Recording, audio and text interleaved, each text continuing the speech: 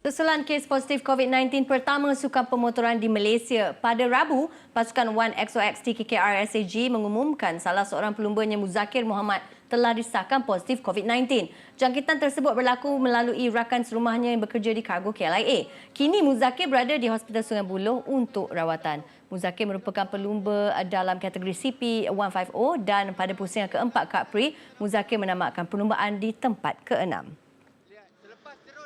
Dia terus dapat sliding dan tiada warning bagi dia. Okay, kita bersama dengan Muiz yang mengikuti perkembangan ini dengan dekat. Okey, Muiz, Muzakir ni bila dia sedar dia dijangkiti virus COVID-19? Okey, kisah dia sebenarnya bermula macam ni. Dia sedar apabila rakan serumah dia iaitu yang bekerja di kargo KLIA mendapat positif pada Selasa minggu lepas, dan daripada situ mereka mendapat arahan daripada MKN dan KKM untuk buat swab test dan duduk di rumah dengan untuk kuarantin.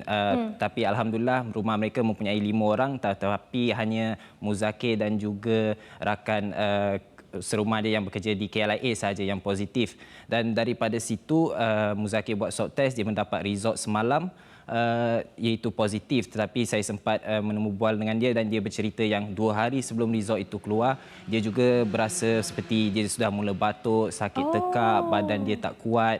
Dan setakat ini sebenarnya semua medical bill dia bayar sendiri, tetapi dia juga rasa yang kalau dia perlukan bantuan, dia akan meminta daripada pasukannya dan dia yakin pasukan dia akan bantu dia. Tetapi saya tak perlu cerita banyak, jadi kita boleh dengar daripada dia sendiri apa situasi dia sekarang. Macam sekarang saya just ikut saranan doktor, apa yang dia cakap saya buat, apa tindakan seterusnya kita orang kena ambil, langkah-langkah berjaga-jaga. Macam saya pun saya selalu teks dengan budak-budak dekat rumah, sanitize rumah, jangan guna peralatan yang saya dah guna, and yang paling penting saya suruh diorang sanitize dululah semua peralatan dalam rumah. And please jangan keluar sebab diorang pun dalam tempoh kuarantin. So kita kena ambil langkah berjaga-jaga lah untuk orang sekitar kita. Sebenarnya mula-mula nak rahsiakan juga daripada mak. Sebab mak pun kat kampung kan, tak nak bagi dia risau. Tapi benda macam ni kita tak boleh nak rahsia.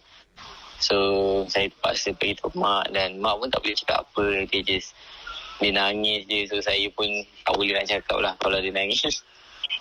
Tapi alhamdulillah lah, sekarang dia positif lah, dia banyak bagi kata-kata semangat lah dekat Mus. Okey, Muiz, Muzakir ada jumpa teammate lain atau team members yang lain sebelum dia dapat tahu dia positif COVID-19? Apa yang saya tahu yang dia memberitahu saya adalah dia tak jumpa pun sebab rumah sewa dia itu dia berada di Sepang dan office atau garage 1XOX sebenarnya berada di Seremban. Jadi itu pun sudah satu perjalanan yang jauh. Jadi saya rasa dia tidak akan pergi, tapi saya juga sempat menemu bual dengan pengurus pasukan 1XOX iaitu Syed Azim untuk memastikan perkara ini, dan dari situ kita boleh dengar apa sebenarnya yang terjadi. Beliau tidak ada datang ke kita punya pusat lah, ataupun kita punya markas kita di Seremban 2. Beliau tak ada datang dalam masa 3 minggu ni tak ada datang.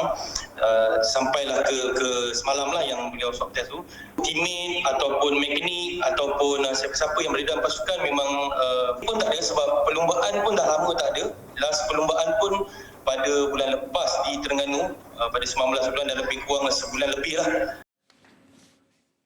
Betul juga kata Syed Ahmad Nizam kan, memang dah berapa lama dah tak ada perlumbaan kan. Okey Muiz, adakah Muzakir kes tunggal dalam Kap Pri atau ada kes lain Muiz? Secara rasmi buat setakat ini hanya Muzakir sahaja yang disahkan positif, tetapi kalau mengikut sumber-sumber saya kemungkinan akan ada sebenarnya kes tambahan, tetapi kami di sini di Nadia Arena akan membawa perkembangan terkini bagi anda yang berada di rumah. Dan bagi perkembangan Muzakir, sebenarnya dia kena kuarantin di Hospital Sungai Buloh sehingga 3 November. Dan pada 3 November dia mendapat result swab test keduanya, dan jika negatif dia boleh discharge dan balik ke rumah sebenarnya. Muzakir kena stay strong.